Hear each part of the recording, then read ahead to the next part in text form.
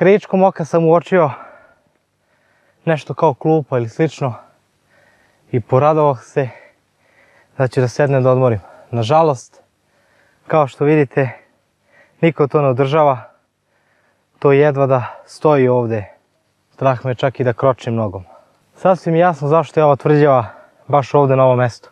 Tvrđava Koznik je podignuta u drugoj polovini 14. veka i nalazi se na 920 metara nadmorske visine. Ime je dobila po predanju da su kamen za njenu izgradnju nosile koze. Podignuta je za vreme vladavine kneza Lazara, a prvi put se spominje u Lazarevoj povelji iz 1381. godine. Zapisi svedoče i da je knjeginja Milica ovde boravila 1402. kao i 1405. godine. Osmanlije su ga zauzimale 2 puta, što govori da je ovo bilo veoma važno strateško utvrđenje.